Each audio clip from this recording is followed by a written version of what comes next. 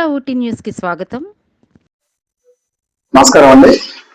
నా పేరు Nandi Janbabu, TLO DSO state president. ముఖ్యంగా జాతీయ ఎస్టీ కమిషన్ చైర్మన్ గారికి కృతజ్ఞతలండి. గత నెల 3వ తారీఖున విజయవాడలో మేము ఆయనకి 1/70 యాక్ట్ కోసం మేము ఆయన్ని కలవడం జరిగింది. ఆయనకి రిప్రజెంట్ ఇవ్వడం జరిగింది. ఎందుకంటే 1700 మంది 1/70 యాక్ట్ తీసేయాలని సుప్రీంకోర్టుకి వెళ్ళారని మాకు సమాచారం ఉంది. సో దాని మీద తక్షణమే చర్యలు, అంటే వాళ్ళు వెళ్ళారా లేదా అన్నది నిజ నిర్ధారణ కోసం మాకు వాటి మీద ఖచ్చితమైన సమాచారం కావాలని మేము కలవడం జరిగింది. ఒకవేళ వాళ్ళు కానీ వెళ్ళుంటే స్టేట్ గవర్నమెంట్, తర్వాత తెలంగాణ గవర్నమెంట్, తెలుగు రాష్ట్రాలు, ఉభయ తెలుగు రాష్ట్రాలు కూడా దాని మీద రివ్యూ పిటిషన్ వేయాలని మేము ప్రభుత్వానికి కోరుకుంటున్నాం.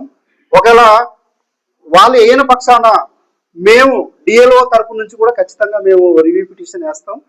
మండల స్థాయి నుంచి జిల్లా స్థాయి అధికారులు, కలెక్టర్ గారు, పిఓ గారు తక్షణమే దాని మీద కాలయాపన చేయకుండా తక్షణమే వాటి మీద చర్యలు తీసుకోవాలి. నిజంగా వాళ్ళు రివ్యూ పిటిషన్ వేసి ఉంటే దర్యాప్తు చేసి వెంటనే రిపోర్ట్ పంపించాలి. లేని పక్షాన మేము నెక్స్ట్ పెద్ద ఎత్తున, భారీ ఎత్తున అన్ని సంఘాలని, అన్ని గ్రామాలకి తిరిగి మేము రోడ్డు మీద ఎక్కాల్సి వస్తుంది. ఎందుకంటే మేము ఇప్పటికే చాలా కోల్పోయాము. ఈ 1/70 యాక్ట్ తీసేస్తే ఇంకా రోడ్ల మీద కూడా మేము వచ్చి బతికే పరిస్థితులు ఉండవు. ఖచ్చితంగా చెప్తున్నామండి. ఇక్కడ ఉన్న అధికారులు, కలెక్టర్ గారికి చెప్తున్నాము, పిఓ గారికి చెప్తున్నాము, జాతీయ కమిషన్ ఇచ్చిన నోటీస్ ప్రకారం మీరు తక్షణమే 15 రోజులు గడువు ఇచ్చారో ఆ ప్రకారము మీరు ఎంక్వైరీ చేసి రిపోర్ట్లు ఇవ్వండి. లేని పక్షాన మేము రివ్యూ పిటిషన్ వేస్తాము. ప్రజలందరినీ ఒక దాటికి చేర్చి భారీ ఎత్తున ర్యాలీ కూడా చేస్తాము. ఇంకా కావాలంటే ఏజెన్సీ బంద్ని కూడా పిలిపిస్తామని తెలియజేస్తున్నాం. థ్యాంక్ యూ అండి. నా పేరు ఆనందరావు. నేను దండకారణ్య ఉద్యోగ సమితి రాష్ట్ర అధ్యక్షులుగా పనిచేస్తా ఉన్నాను. ఈరోజు పాడేరులో మీడియా సమావేశం ఏర్పాటు చేయడం జరిగింది. విషయం ఏంటంటే, ఈరోజు ఆదివాసీ భూభాగంలో ఉన్నటువంటి ఆదివాసులు అందరం మేమంతా కూడా ఒక అభద్రతా భావములు బతుకుతా ఉన్నాం.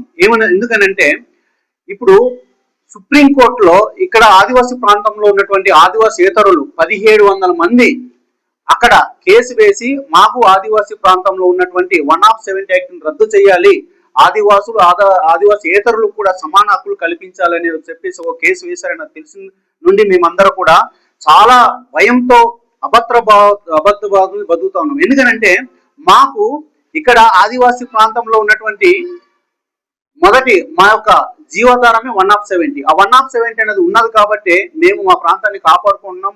పెద్ద బడాబాబులు అనేటువంటి ఇక్కడ ఉన్నటువంటి బాక్సైట్ అయితేనేమి ఖనిజాలు తవ్వకుండా అడ్డుకోగలుగుతున్నాం. ఈ రోజుల్లో మా ప్రాంతాన్ని కాపాడుకోవడానికి ముఖ్య కారణమైనటువంటి చట్టం రద్దు చేస్తే మా ప్రాణం తీసేసినంత పని జరుగుతుంది. కాబట్టి మరి మేము ఏదైతే ఆ విషయం తెలిసిన వెంటనే భారత ప్రభుత్వంలో ఉన్నటువంటి ఆదివాసీ ఎస్టీ కమిషన్ చైర్మన్ గారికి జూన్ 3వ తారీఖున విజయవాడలో కలిసి వినతి పత్రం సమర్పించడం జరిగింది. దానికి వెంటనే కమిషన్ చైర్మన్ గారు స్పందించి ఎవరైతే తెలంగాణ, ఆంధ్రప్రదేశ్ లో ఉన్నారో వాళ్ళ యొక్క ట్రైబల్ వెల్ఫేర్ గవర్నమెంట్ వాళ్ళకి మరి మాకు వచ్చినటువంటి ఫిర్యాదు అంటే 1/70 మీద 1700 మంది సుప్రీంకోర్టుకు వెళ్ళారు. ఆ విషయం వాస్తవమా కాదా, వెళ్తే దేనికోసం వెళ్ళారు అన్న విషయాలని వాస్తవంగా తెలుసుకొని మాకు రిపోర్ట్ ఇవ్వమని చెప్పేసి వాళ్ళకి కోరడం జరిగింది. ఇప్పుడు ప్రభుత్వం వారు ఆంధ్రప్రదేశ్ అయితేనేమి తెలంగాణ వీళ్ళు వెంటనే 15 రోజుల గడువులలో ఏదైతే కమిషన్ ఇచ్చినటువంటి నోటీస్ కి వాళ్ళకి సమాధానం సరిగ్గా ఇచ్చి నిజంగా 1700 మంది అక్కడ సుప్రీంకోర్టుకు వెళ్ళి ఉండి 1/70 కోసం వాళ్ళు కేసు వేసినట్లయితే వెంటనే రివ్యూ పిటిషన్ వేయాల్సిందిగా మేము కోరుతా ఉన్నాం. లేని పక్షంలో మా డిఎల్ఓ మేమే ప్రభుత్వం చేయాల్సిన పనిని అంటే 1/70 కోసం రివ్యూ పిటిషన్ సుప్రీంకోర్టుకు వేస్తామని కూడా మరి మీడియా ముఖంగా మేము తెలియపరుస్తున్నాం. ఎందుకంటే అది మా జీవనాధారం. ఈరోజు మరి 1/70 లేనిదే ఆదివాసులు లేరు.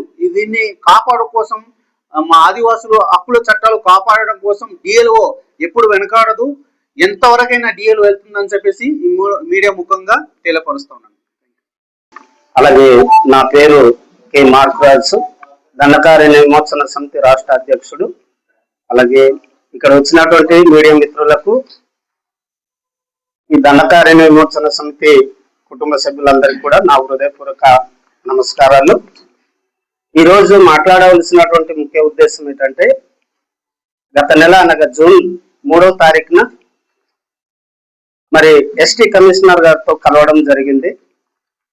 ఈ 1/70 యాక్ట్ కోసం నాన్ ట్రైబుల్ ఈ ప్రాంతంలో మాకు కూడా సమాన హక్కు కల్పించాలని సుప్రీంకోర్టులో 1700 మంది మరి ఆ పిటిషన్ వేయడం జరిగింది.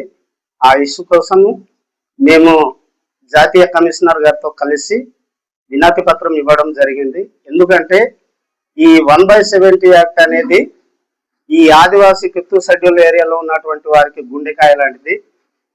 అది కానీ పోతే మాకు మా మనుగడే పోద్దని దాని మీద మేము ఎస్టీ కమిషనర్ గారితో కలవడం జరిగింది. అదే విధంగా కలిసిన సందర్భంలో నిజంగా సానుకూలంగా వాళ్ళు స్పందించి ఎస్టీ కమిషనర్ గారు ఏం చేస్తారంటే, 2 రాష్ట్రాలు అంటే ఈ 2 తెలుగు రాష్ట్రాల్లో తెలంగాణ, ఆంధ్రప్రదేశ్ గవర్నమెంట్ కి ఆయన నోటీస్ కూడా జారీ చేయడం జరిగింది. ఆ నోటీస్ జారీ చేయడంతో మేము ఆదివాసులు నిజంగా కమిషనర్ గారికి ధన్యవాదాలు తెలియజేస్తున్నాం. ఈరోజు మేము తెలియజేసేది ఏంటంటే, ఈ 1/70 యాక్ట్ అనేది ఈ 2 రాష్ట్రాల్లో ఉన్నటువంటి ప్రభుత్వం వాళ్ళు ఖచ్చితంగా దాని మీద రివ్యూ పిటిషన్ వేయాలి.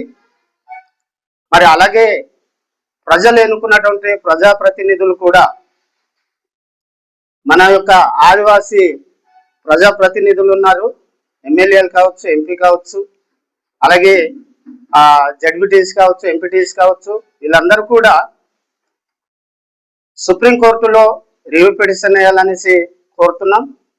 అలాగే ఈరోజు వాళ్ళు వేయని పక్షాన ప్రజా సంఘాలు అలాగే డిఏలో అయితే ఖచ్చితంగా మరి ఈ 1/70 యాక్ట్ కోసము రివ్యూ పిటిషన్ వేయడానికి కూడా మేము సిద్ధంగా ఉన్నామని తెలియజేస్తా ఉన్నాను.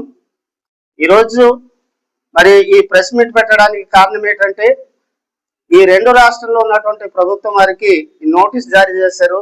ఈ 15 రోజుల్లోగా వారు కానీ సుప్రీంకోర్టు దగ్గర ఈ పిటిషన్ కానీ వేయకపోతే ఖచ్చితంగా వాళ్ళ మీద కూడా, ప్రభుత్వం మీద కూడా మేము ఆదివాసులుగా మరి తిరగబడే రోజులు అయితే వచ్చింది. ఎందుకంటే ఈరోజు మా యొక్క మనుగడని కోల్పోతా ఉంటే మేము చూసుకొని ఊరుకునేది అయితే లేదు.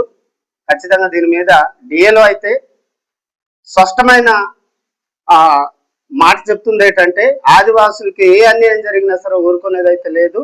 ఆదివాసులందరూ కూడా మరి ఏకమై ఈరోజు డిఏలో ఖచ్చితంగా వాళ్ళకి అండగా ఉండి సుప్రీంకోర్టుకి పిటిషన్ వేయడానికి కూడా వెనక తగ్గదని తెలియజేస్తాము.